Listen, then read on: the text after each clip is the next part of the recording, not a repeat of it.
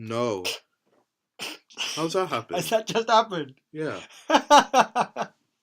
Oh my god. You can't see it, but Viraj has just sat down and he's got a massive rip in his trousers. Why me? Anyway. I can't deal with it. Just I'm close your legs. I'll close my legs. I don't want to see your underwear. Anyway. Oh my god. Yeah, we start in some weird ways. People are going to think we're just planning this, aren't we? I promise we were not. Yeah. Anyway. Let's go. Anyway, let's get on with it. Hello, and welcome back to episode 3 of Life's a Pitch. Woohoo! Today, I can't. Yeah. So today we're lucky to be joined by Richard Scullion, Yes. who is an academic professor at Bournemouth University. Lovely Bournemouth Uni. Who other universities are available, but Bournemouth, if you are listening, if you want to sponsor us and give us equipment, it's fine by me.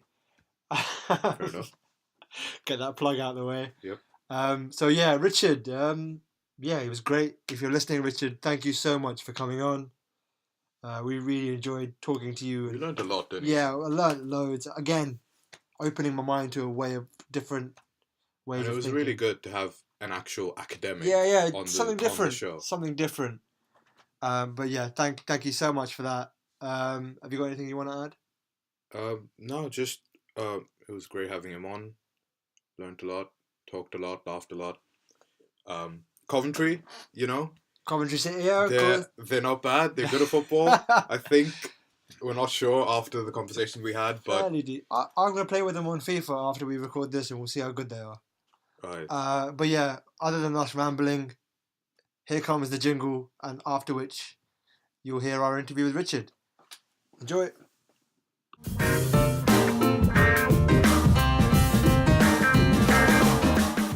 Hello, and welcome back to episode 3 of Life's a Pitch. We're back in a grey and rainy Bournemouth this time, but we are still in the student centre, and we're lucky enough to be in this wonderful room. We're also lucky enough to be joined today by an academic. So we're mixing it up a little bit. We want to give you guys a sort of a mixture of people who have been in the creative industries and in advertising and marketing, and maybe have taken different paths throughout their career. So today I'm lucky to say that we're joined by Dr. Richard Scullion. Doctor, yes, that's good. That's the main reason I'm here, because being referred to as doctor doesn't happen. He's not that kind of doctor. Richard, how are you? I'm very well, thank you. Yeah, just been to Paris, as I think I said to you before we started this. Long weekend, wasn't it? A nice long weekend. So academics also can have fun, Yeah. Sounds amazing. Yeah. Now, I wanted to begin by just a basic introduction, and I like to let guests do that themselves because I feel like they can sum up themselves the best, really. So and we don't tend to do guests justice, really. So. Yeah. Really? Oh, yeah. Okay. So, if you'd like to tell us a bit about yourself. Yeah, okay. So I suppose, first and foremost, without being silly about it, I see myself not as an academic, but as a human being interested in other human beings. Sure. And that's probably why I'm here. I don't mean here, in this room, but why I've ended up where I am in a university setting. So I'm from a working class background, made good. Now I've got a huge big house, not that huge really, and into football and into stuff that people in a pub would talk about, but also happen to have accidentally in some ways ended up in academia, and accidentally in some ways ended up getting a PhD. So they're not, I don't think they define me, if you see what I mean. Yeah. I'm not quite sure what does define me really, but it's not those things specifically, I don't think. Happy accidents, let's call them. Maybe, yeah, although my PhD was on choice, so the idea of accidents, maybe. Okay. An element of that, that's sure. So how would you say you'd sum up your time? How did you get into industry? What was your... Yeah, in industry itself, well, I actually did a degree in history and politics because my interest really was in politics when I was your age. I thought I'd want to be a politician. Okay. So perhaps good news I haven't, or perhaps bad news I haven't. I don't know. So I didn't do an initial degree in marketing or advertising, but back in the 80s, you ended up getting a job, any job. The 80s, really? Yeah, honestly, the 80s. I graduated. Anyway, you're being very nice. I'm glad this isn't actually filming me, is it? It's just my voice. No, it's just your voice. Because I had a long weekend in Paris. Anyway, I ended up working in lots of jobs, and then I genuinely, if you really want to know, one day I was a little fed up of, I was in the travel industry, a bit fed up of it. Went to a library, not joking at all, got a book out, because then it used to all be books, not this stuff. And the book was an A to Z of jobs. And I just went through and I stopped at marketing and advertising and thought, oh, this sounds, I don't even know if I used the word creative in my own head, but I thought interesting. And maybe to me, it made it feel out there. I know you can't see it, I'm widening my hands here. It kind of felt peripheral, but in an interesting way rather than mainstream. So as a result of that, I thought, right, I'll try. So just cold calling, cold letters, and ended up working in marketing. And so I had a job in marketing for lots of years in different ways without a qualification. And then once decided I'd kind of gone halfway up the ladder, or whatever you call it, kind of got to a middle management position and realised, but I have no qualifications in what I'm doing. So the company I was working for agreed to let me go on a Thursday afternoon and go to a university, and I did an MA in marketing, because I suddenly thought perhaps I ought to have a qualification in the thing I'm now doing and managing people doing, and they have qualifications in it and I don't.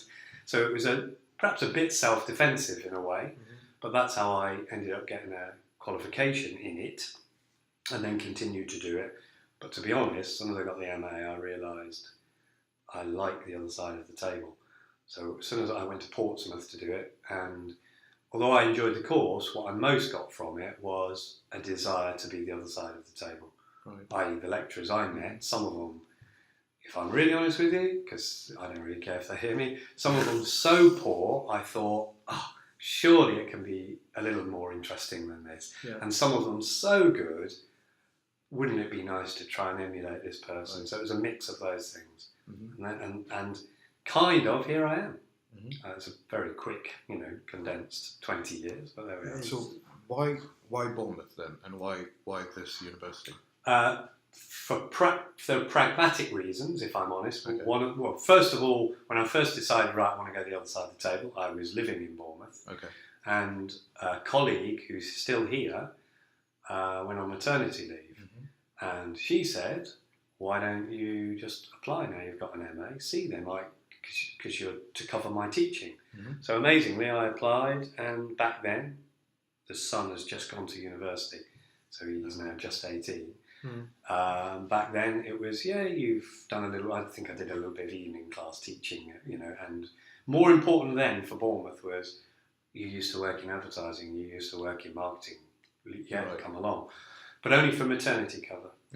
And 18 years later, I'm still here. So either HR are rubbish at checking records, or things, change, don't they? And so from that.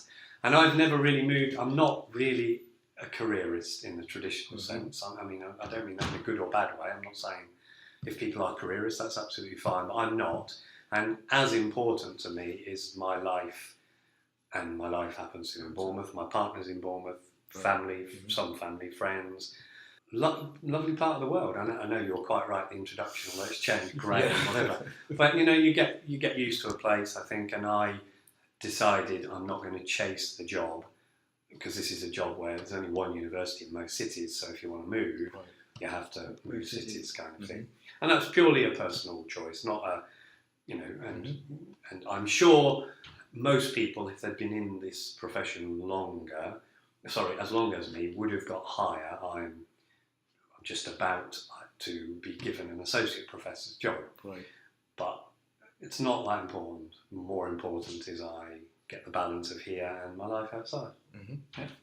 And as a lecturer, what would you say your unique, if you will, teaching style like USP? If there's such a thing anymore in advertising. I suppose there is, isn't there? USP, unique selling point. What is my unique? I'm not, well, I think how unique it is, I don't know, because actually most products' unique selling points are not totally unique, I don't think.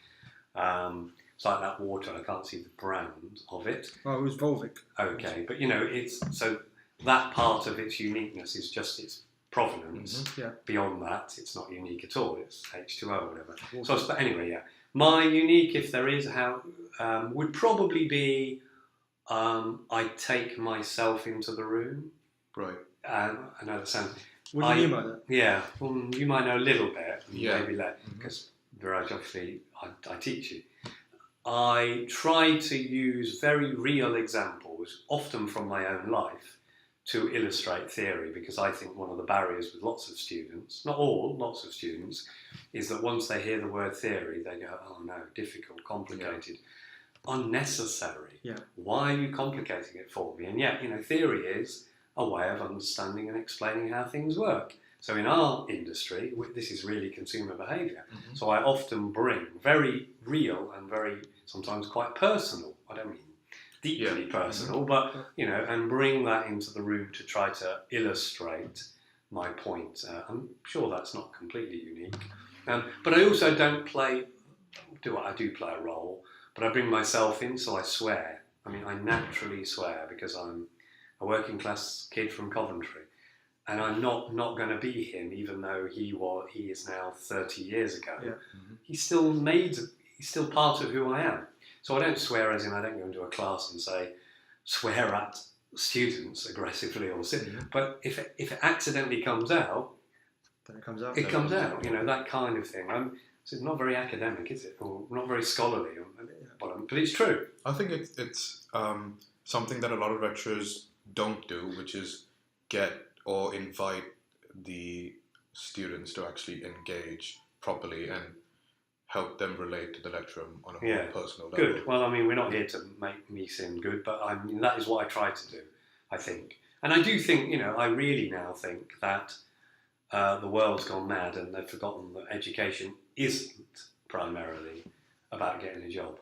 Sadly, it's become primarily about getting a job. So I understand if you personally or your mates are primarily at Bournemouth doing a degree to get them a job. Mm-hmm. But it's a great shame because it can get you a job accidentally. It should get you a job because of the person you've become as a result of the 3 or 4 years, not because of the piece of paper that you now own, if you like, if you now possess. So I try to introduce, I try to do that too.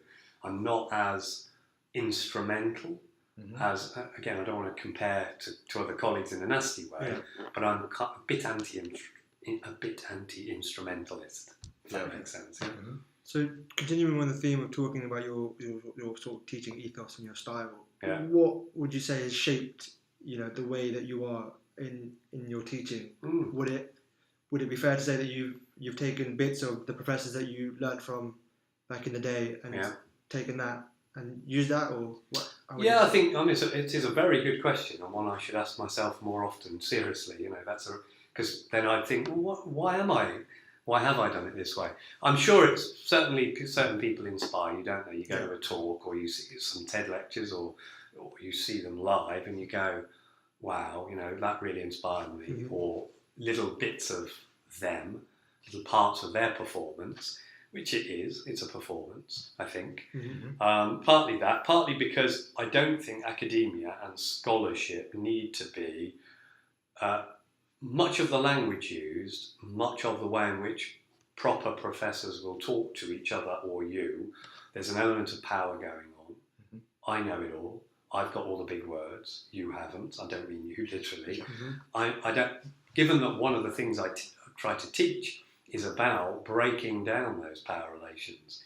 Too much power is centred in too few hands, I think. So I don't want to perpetuate, I know it all, you know very little. So I think partly it's also because even though I primarily teach marketing and advertising, there's a bit of politics to my involvement here. Not with a big P, I don't mean please vote for the party I want you to, I don't mean that at all. But politics as in, we live in a hugely unequal world. And it doesn't have to be quite as unequal as that.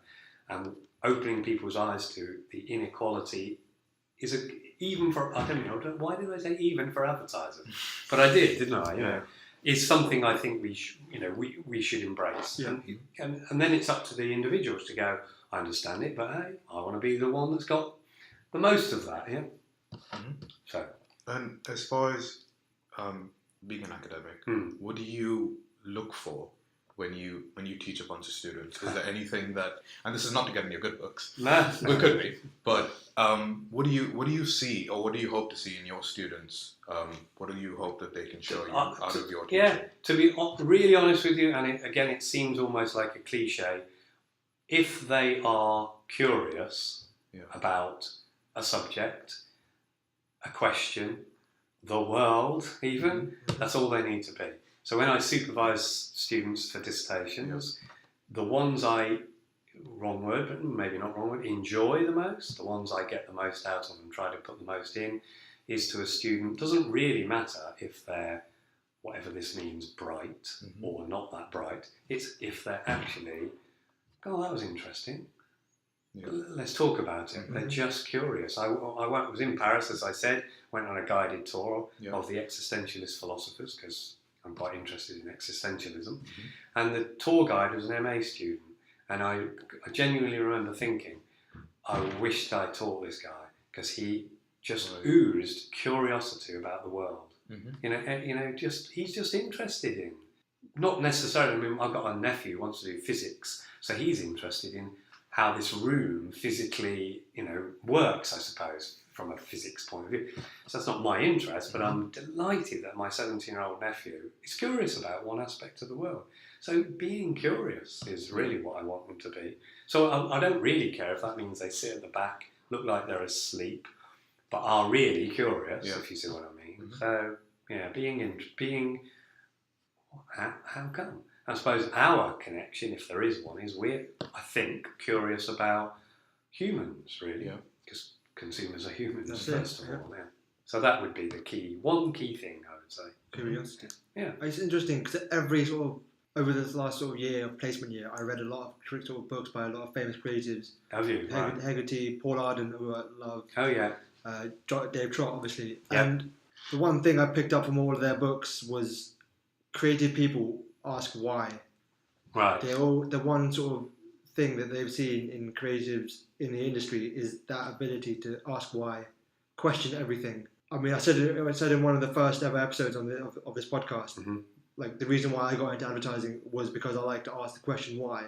But I guess also you want to do something with that why then, because you're in advertising before. You do something with that why then, don't you? You don't just leave it left as a question. You try to do something with it. You go deeper with it. You delve into, and it gives you sort of, opens your mind to different things. It opens your mind to different ways of thinking and thinking, all right, maybe this is why they do what they do. Maybe this is why people buy that. Yeah, which is why I think, although it's unfair and all kinds of other things, that the reality of a lot of top ad agencies, and you'll probably be very aware of this because you're more interested in them than I am now, because I don't want to ever work for one again. But they are just as likely to interview people who've done chemistry from Durham as they are to interview you guys. And in a way, you would think, damn, that's wrong, or how stupid of them. But in a sense, there are some, I think, bad reasons why they do that. Familiarity. Well, I went to Red Brick, so I'll recruit someone from a Red Brick university. But I think also they know that some people who do, as an example, chemistry from Durham, one of the reasons they've been successful there is because they're interested in constantly asking why questions. And the advertising guy goes, I'll use that woman's why brain, but not in chemistry. So in a way, I can see some relevance to it too. Yeah, true. I did actually work with someone, a copywriter on placement, who had an engineering degree from Oxford Brookes. Right. Okay. And they've just started hoovering outside, so I want to apologise in advance if you can hear that. But it's a clean university. It's very clean. So I hope some of this is interesting. I hope I'm not taking you down blind alleys. No, absolutely not. We do have. Well, we have two questions that we sort of ask everyone that comes on our podcast. The banker questions. Our banker questions, as we call them. Oh dear. And, well, the first one is, could you, in some way, sum up your career up until this day in 3 words or 3 short phrases? Okay, I shall try. I would say an element of accident, which we touched on earlier. So there's certainly some accident, an element of comfort zone, and an element of challenge. So I challenge my comfort zone, otherwise I would stay. So I could have easily stayed in the job before I had here. I had a car, I had a very good pension, I would imagine by now. I had a PA or secretary, as you called them then, dreadful term really, but I could have very easily, that's a lovely comfort zone. I actually had I was going to show you, but I had a credit card, a work credit card. All these kind of symbols of traditional success in a way, but if I'd not challenged my comfort zone, I probably just would have been doing that, but at a slightly higher level maybe. Yeah. And actually, by challenging it, I ended up here. So no credit card, no company car, no secretary, but usually a much more interesting week, I think. Yeah. That's not to say when you get into advertising, yours won't be very interesting. I'm sure it will, but so there we are. I don't know if that was 3 words. You can edit it down to 3 words. Accident. It was accident, challenge, and comfort zone. Yeah, and I suppose challenge come in a way after comfort zone, right? Because I end up getting in them and then challenging. Yeah. So, for instance, I used to be the head of the department that you're in. Yeah. Right. So 55 academics for 2.5 years, and then literally one day, I decided no. So the university, some bits of this university do not like me because I gave them a week's notice and said, I've got into too much of a comfort zone here, find somebody else. And of course, organisations don't like that. Yeah. Of course they don't. So I understand that, but if you can't do that at a university, where can you go, hey, let's throw a curveball in and see what happens? So I did. So you mentioned something in the previous answer about comfort zones. We might be getting into the realm of cliches here, but why do you think it's important to push yourself from your comfort zone? Why is it important? Yeah. Well, I suppose one of the reasons is that if you stay in your comfort zone, although you'll be by definition comfortable, intellectually you won't be challenged, you won't feel tension, I suppose, and you won't feel too much stress and all those things, you will not know what you're missing. If there's 4 doors, have a look through all 4, not the one that says comfortable on it. Hoovering again. Yeah. So I'm apologising now for another person's hoovering, but anyway. So I suppose that, but I can understand why there are levels though, aren't there? Some people will naturally get out of their comfort zone much more quickly than other people. So I'm not advocating that everyone feels hyper stressed all the time. Yeah. But stress is a good thing, actually, isn't it? If because you've got to push yourself in those ways and try different things. You can use it as a motivator, can't you? Yeah, but just keep going. Both as a motivator, but I think as a motivator, as a self-tester, but also by doing that, you kind of go, if I'd not looked in that door, I wouldn't have known what was there. It's the regret, isn't it? And lots of and we have too many choices in life to try them all. I understand that completely, but if you have to be active to get out of your comfort zone, I think, because by definition, you relax into it, don't you? And it's like you get used to it all. Yeah. So you guys probably, because of your age, have been in less comfort zones less long than older, maybe. And so, your challenge, I guess, in a way, is recognise when you're in a comfort zone and recognise when's the time for me to challenge it. Right. Because otherwise you may just do it yourselves. Yeah. And the second question. Oh yes, you said there were two bankers or whatever they called. Yeah. The second one was, how much do I earn? More than you. Well, the second one is, can you give us your elevator pitch? So you have 10 seconds. I'll count you in. And he'll count you in and we'll time you, if that's okay. Good. And your elevator pitch, are you ready? Yeah, go on then. Right. We'll just wait. Count him in. 3, 2, 1, go. See, silence. Who needs 10 seconds for an elevator pitch when all you need to do is say, you need to understand? Time. Go on, I shouldn't have had no silence. We'll let you finish. All I was going to do, I shouldn't have had the silence. All I was going to do is you need to understand that existence predates essence. Right. Which is a philosophical, think about it. I believe it. Existence predates essence. Interesting. What do you mean by that? What do you mean by that? I'll have to go read.